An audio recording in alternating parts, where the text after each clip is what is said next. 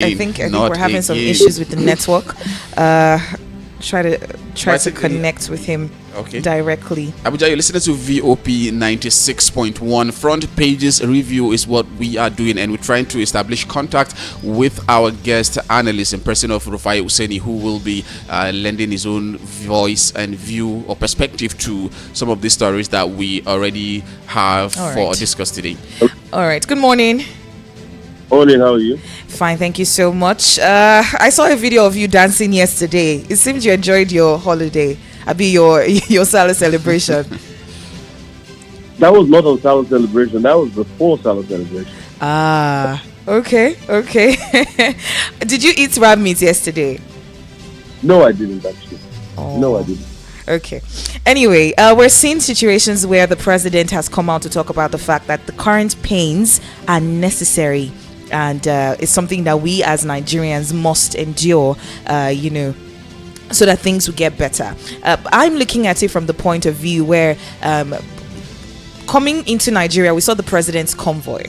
It was over 20 vehicles. In fact, we lost count of the amount of cars that took him into Lagos, right? We're talking about a person who promised, reduction in the cost of governance, and it also starts from the head and then it flows down to the bottom. So if we're not seeing the politicians practicing what they preach, what should Nigerians, as vulnerable Nigerians, poor Nigerians, what should they think in this particular situation? I mean, so let's set some facts straight. I saw a video that is viral about the president's convoy. I'm not sure that was only the president's convoy that had those amount of cars. I think what happened was other people that went to receive him in the airport too followed him in a convoy. So that's why you have a lot of cars. But be that as it may, it also shows how wasteful we are. That government officials can have so much convoys within them that they move around it. And it is sad. All I was just calculating was the price of the fuel, all the tanks of all of those SUVs I saw. Exactly. And I kept 40K to myself. And just imagine the waste that goes on. Like the maintenance fees of those cars. So government too needs to cut its cost. It needs to do that.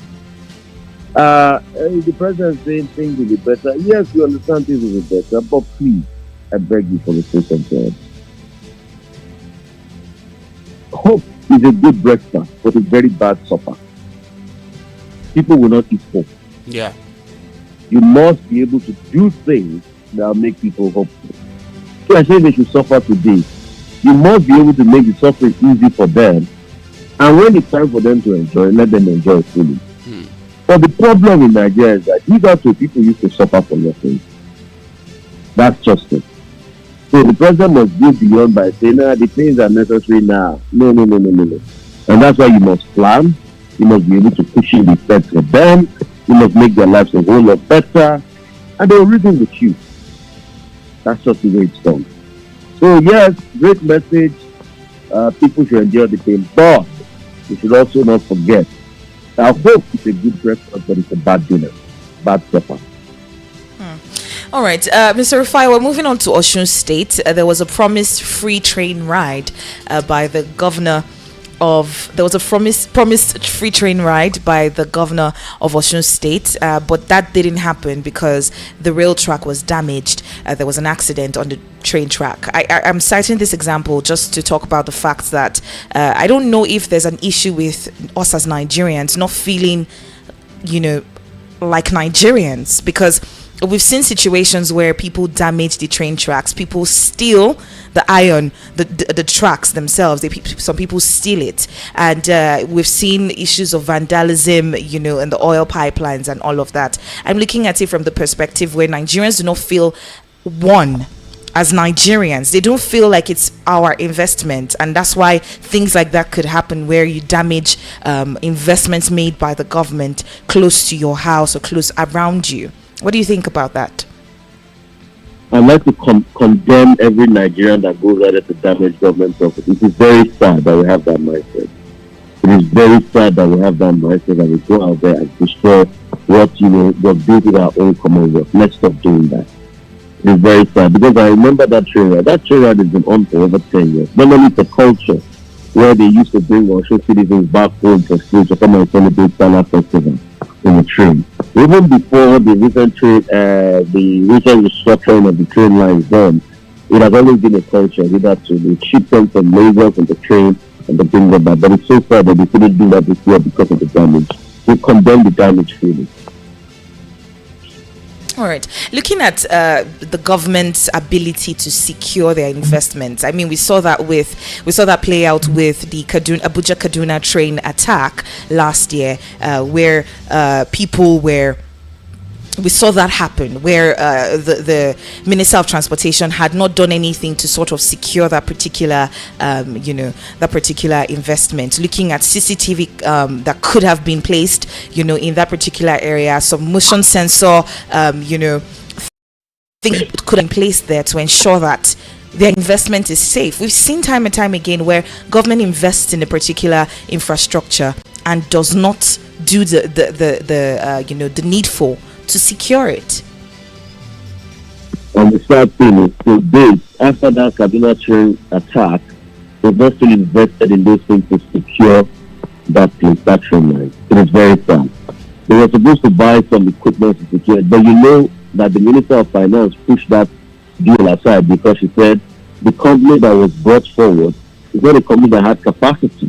So we all see the shenanigans that happen in government. But people, when they speak about it, they say, don't talk about it. But it is very sad. To date, we've not inspected those things. We've not effectively built the technology around the train line to ensure safety and security. Until date, nothing has been done. And we've moved on. The problem is we move on so quickly when we see evil in this country, which is very sad. And that's why we don't thrive as a country. We don't get any better. So let us do better. I think those contracts should be revisited. And these are things that under this administration that should be sought after. And also concerning the train rides and all of that. Let's see how we can incorporate a public-private partnership to be able to make the system a whole lot better. All right, looking at the same story from different perspective, for instance, that of the promise made by Osun government and unable to fulfill because of the lost track. How do you think government should go about things? But because again, I look at it from the point of view that government should be able to make arrangement for plan A, B, C, and if possible A to Z, so that in case this plan A fails, you have something to revert onto. But unfortunately now a lot of people have put their hope on this free ride, making all their plans. A lot of people, countless people, and now the government are giving this excuse. Don't you think it's also going to further increase the distrust level that exists between the government and the people? I don't. Let's not overflow the issue. It's not a big deal. You know what I say? It's not a big deal. No. That trade ride has been for so many years. It's a culture. It's the tracks are bad. That's just it.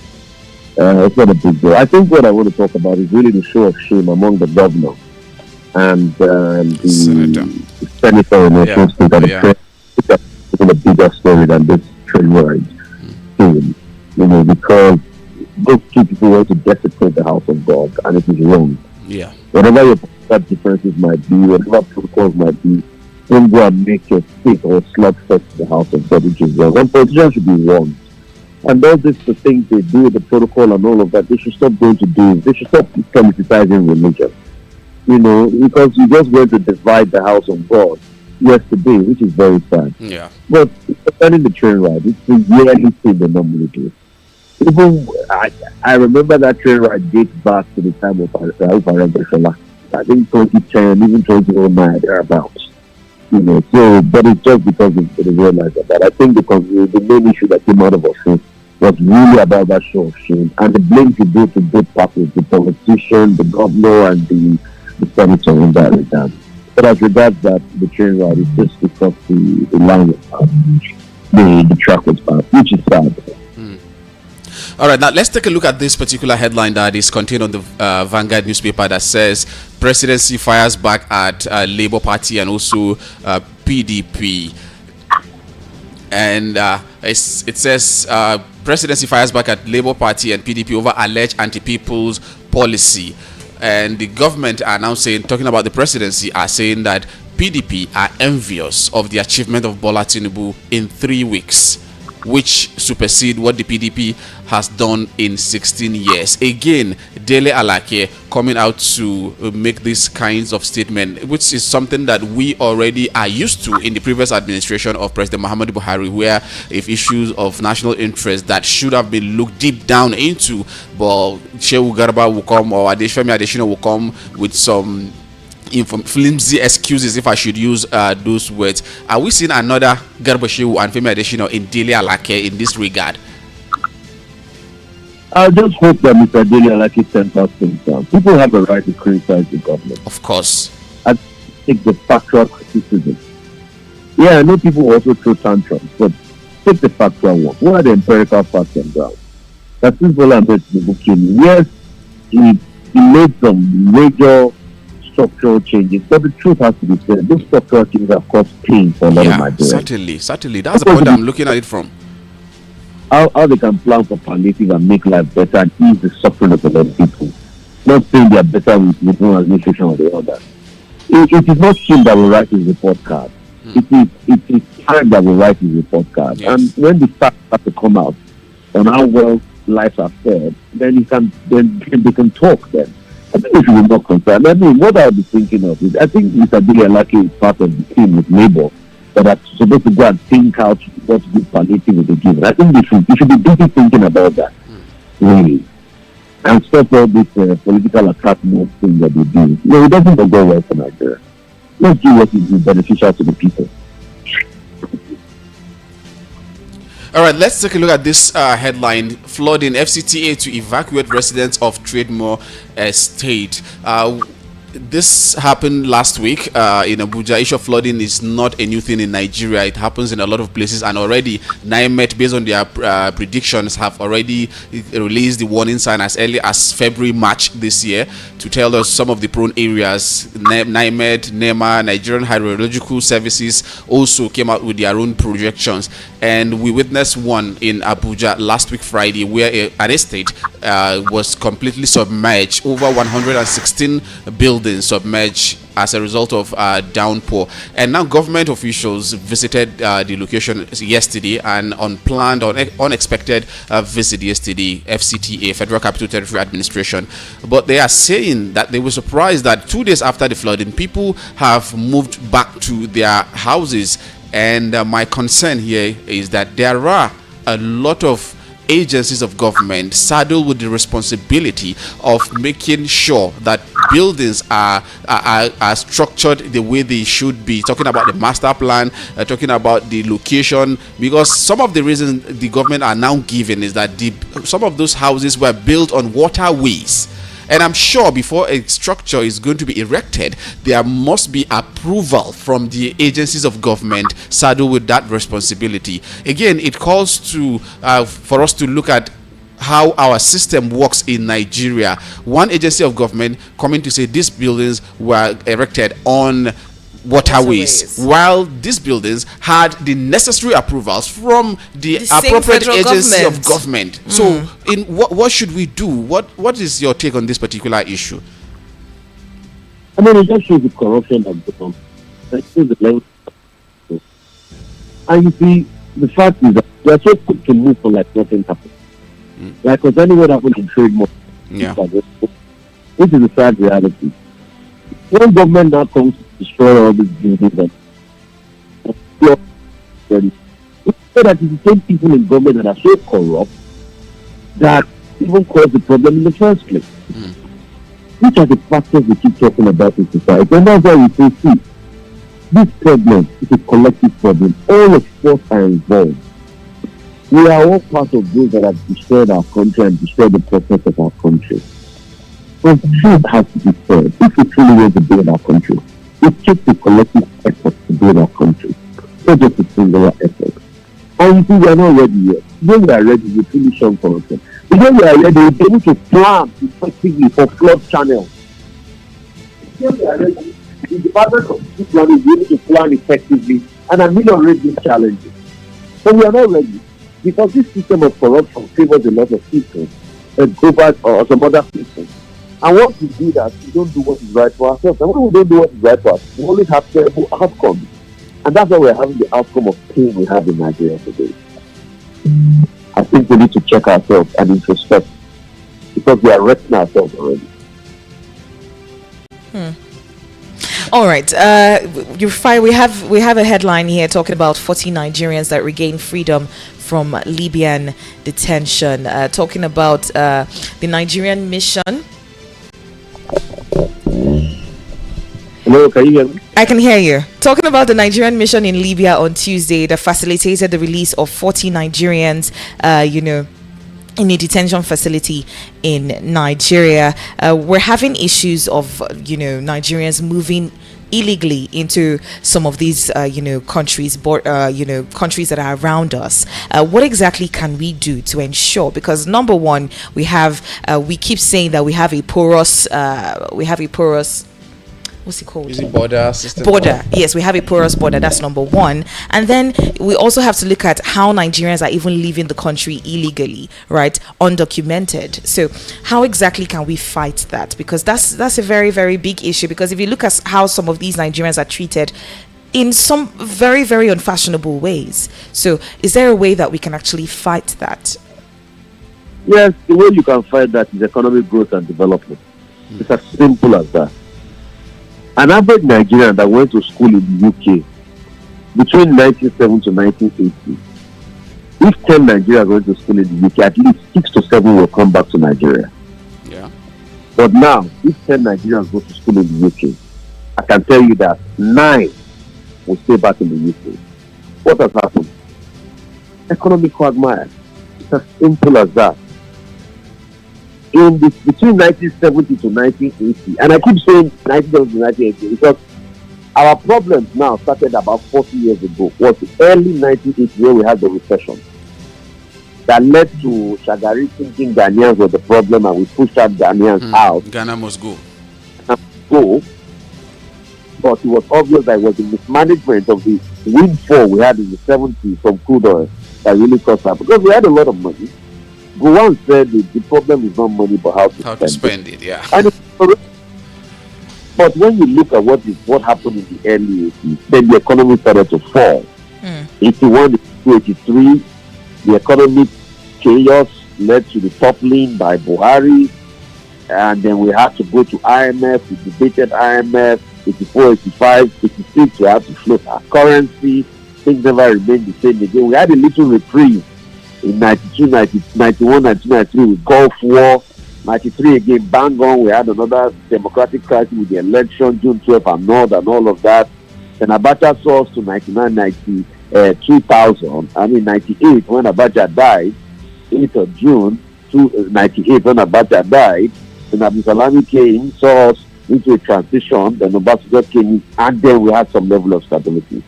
So this problem pretty much started about 40 years ago. If you go and check with this documentary, Squandering of Riches, 1983, this was around the time the problem was hitting of economic quagmire. Because we squandered our riches. And that's why you see Nigerians are leaving the country. You ever wonder why is that Ghanaians were pouring into our border when the economy went bust? Because Nigeria was thriving. In the 70s, it was a beehive of activity. For what did we do? We started to squander our riches. 77, we set up NMPC. NMPC also filtered away our riches. We had so much money in the 70s that we had something called the cement armada. We imported a lot of cement to be able to fix infrastructure, but a lot of corruption went on the contract.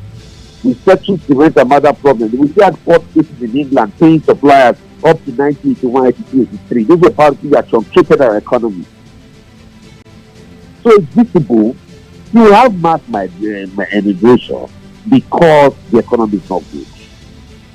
That's just it. It's as simple. If our economy is attractive, people will come to Nigeria. So people will come. People, when they go school abroad back in the 70s, they used to love to come back to Nigeria. Because we had a common trader in Nigeria then that had a reserve could buy a home in London. But today is no longer the case. The easy answer is to work on ourselves, fix our economy, Let our bright brains come back home when they see that things are working. Some of these our bright brains came back home during Obasanjo's time because they saw the economy working. Then we started building a middle class. All the people that came back in Obasanjo's time, before come back to the diaspora again. We need to make the economy work, and that's what we keep challenging our leaders to do every day. But everybody thinks it's political. This person speaks against my government. The person that tells you the truth, thank him. Thank him. Improve outcome. You think if Nigeria is a $2 trillion economy, you think people will be jackpotting? No. Go and check it. The jackpot wave heightened in 2019 at the start of the second term of Buhari.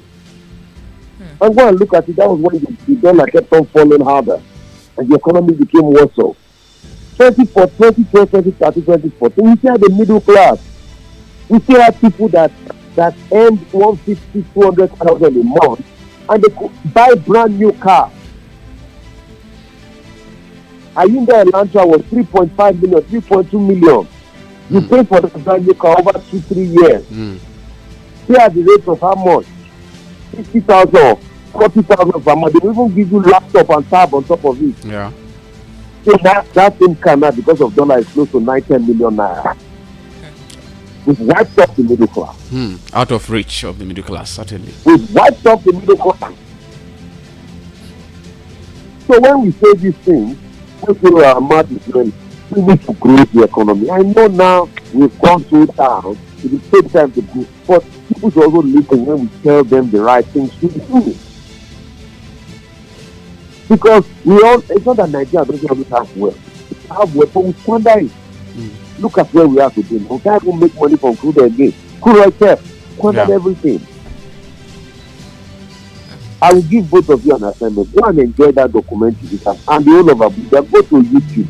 Go and watch the squandering of riches. NTA and BBC did that documentary. It was done by Rufai when he was working in NTA then, 1983. Okay. And just supposing we see that it is the same problems we are having all over again. That's why we keep telling them the truth. So the way to solve that problem, my sister, is to do what's right. Grow the economy. If Nigeria is a $2 or $3 trillion economy, a lot of people will come in and say, we have more things happening. All right. So that's about it. I hope you listen. We hope so too. As we wrap up, I want to say a happy birthday to a monarch, a great king, the dear of Agbo.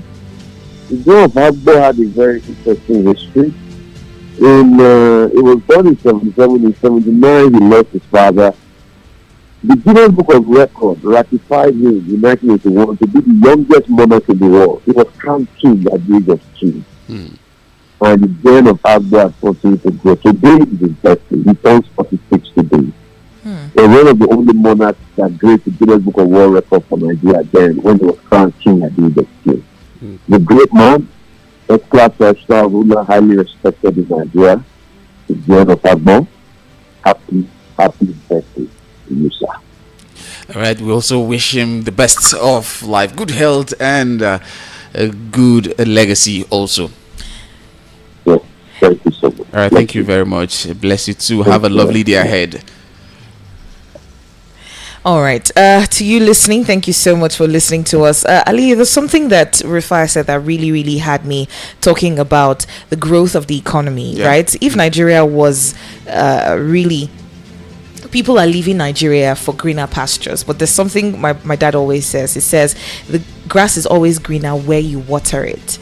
So I think it's high time Nigerian government, Nigeria as a whole, starts watering this side, so it becomes juicier for people to come in here. There were times when our health was one of the best in West Africa. We had oil, we had palm oil, we had so many things. Educational sector coming to teach in exactly. Nigeria. I had a Ghanaian teacher. He taught us English for the longest of time, English and math, right, while we were growing up. So I had a Ghanaian teacher. We had a lot of other nationals that came into Nigeria because the education sector was robust at the moment. It was booming. So we have to return to that time where things were a lot better. Nigerians go to Benin.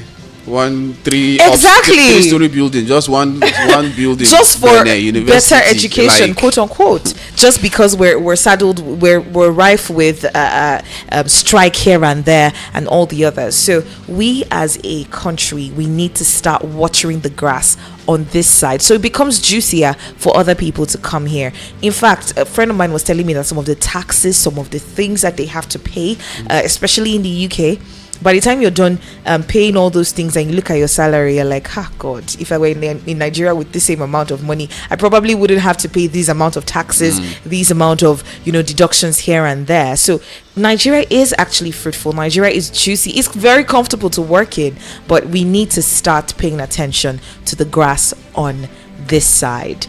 Thank you so much for listening. Thank you so much. Thank you, Abuja. Do well to stay with us. 96.1 Voice of the People. We have a lot lined up for your listening pleasure. My name is Ali Doma. My name is Gesire Agua. Good morning.